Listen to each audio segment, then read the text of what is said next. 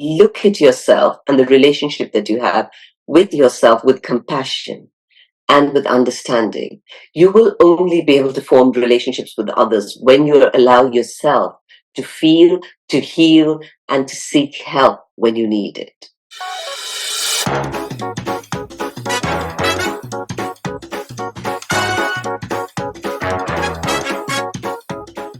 Welcome to Wellness Curated.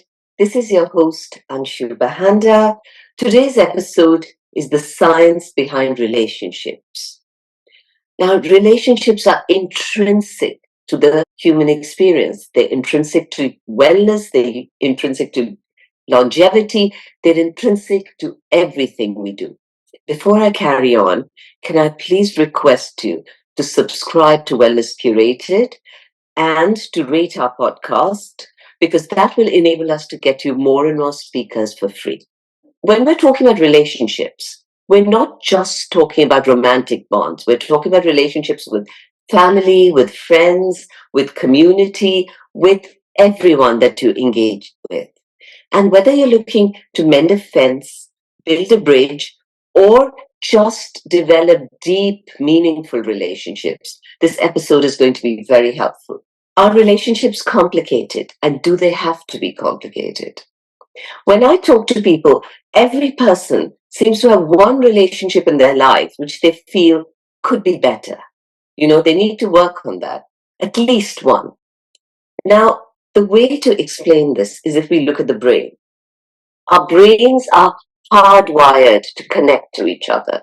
We have something called mirror neurons, and these are like the empathetic backbones of our body. They help us understand and mirror the emotions of others. Let's talk about empathy. Empathy is literally the relationship glue that binds people together.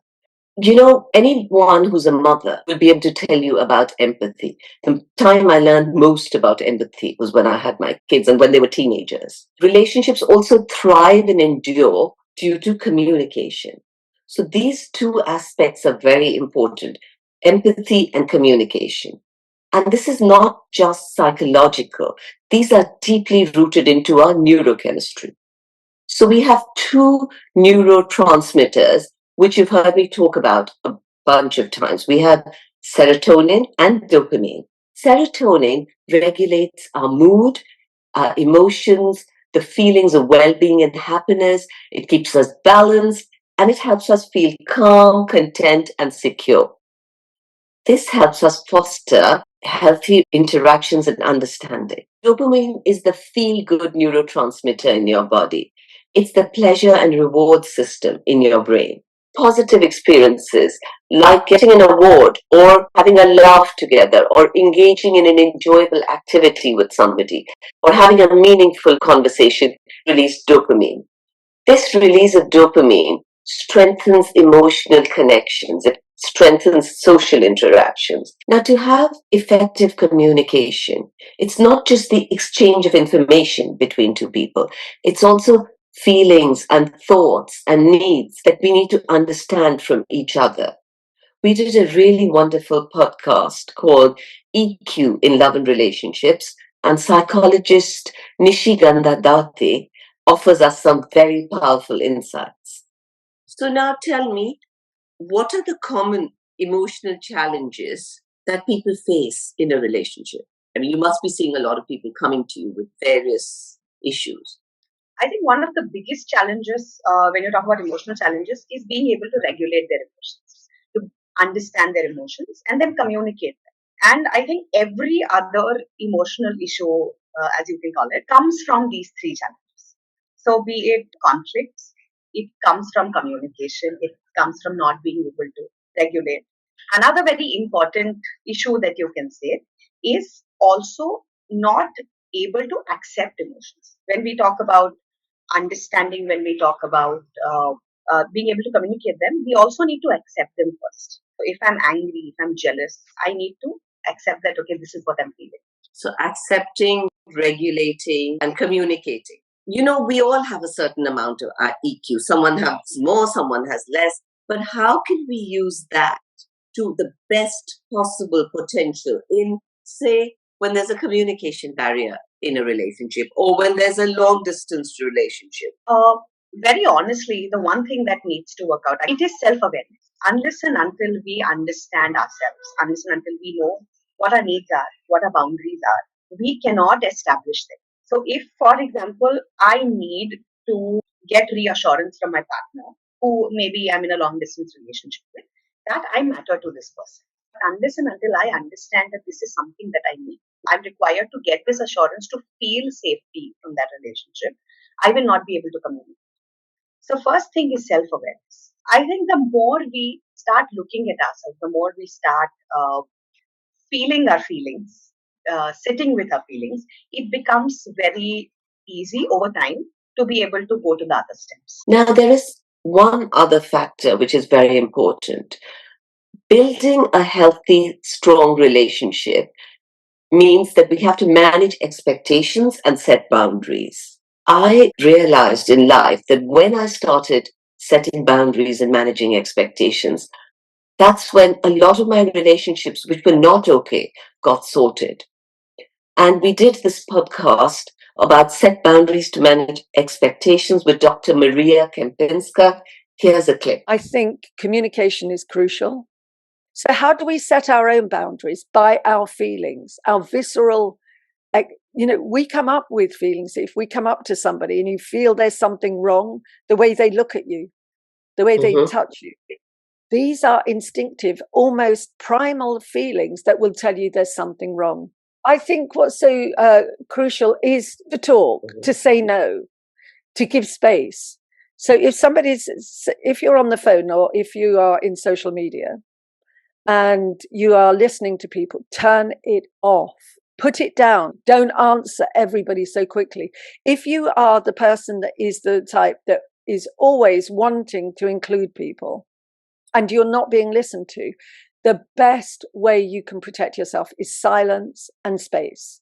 Actually, it's really handy in a relationship as well. Sometimes arguing is just not the right way. People, when they're heightened in their emotions, won't listen to you. So it's like holding on the reins of a very wild horse at times, isn't it? If you're in that moment and you've got to say your piece, why aren't you listening to me? The best thing you can do is to just take a deep breath if you can, hold back, take a deep breath, hold back and walk away. Go and do something else. Go outside. Go and start cooking. Go somewhere else. Take time, take space, take a deep breath. Don't reply. Let the other person calm down. Because if you are both ignited, and it is like fire on fire, I like the elements, you have to become like water. One of the fallouts of not setting healthy boundaries is trauma. And this can spill over into future relationships. It's like, imagine you're carrying a backpack and this trauma just weighs things down. So it could be trust issues. It could be the fear of commitment. It could just be an old wound that never actually quite healed. But all these things affect your connection with other people. Healing past trauma is the first step towards having lighter, more fulfilling and deeper relationships. I have been lucky enough to talk to a number of people who've given me some incredible advice. One thing which has come up again and again has been journaling for trauma. We did a podcast, Releasing Emotional Triggers and Traumas. Please watch this clip by Bushra Khan. Practice mindfulness, do grounding exercise, self-love exercises, positive affirmations, I'm safe, I'm enough. Journal. When you start journaling your thoughts and your emotions, you will see exactly the same way. Your life is a mirror. Whatever is showing up is because it's happening inside. Meditation is a really amazing exercise. Becoming more self-aware of your body through the meditation helps as well. We understand where the pain is, what we are feeling, what we are going through. Lastly, I would say practice forgiveness. Once you start going into your trauma, you will see who hurt you, where it's coming from. You can use this trauma as a positive thing. You can say, okay, fine, if this is my life, this is my journey, and this trauma was teaching me something, what would be the lesson? What can I learn from it? How can I evolve? How can I grow from it? So using it positively and then basically forgiving the person who created this. So forgiving them and forgiving yourself and just taking the lesson from it and growing. I'm going to give you my cheat sheet to build strong relationships. I'm going to give you 2 quick exercises. The first one is called mirror neuron activation.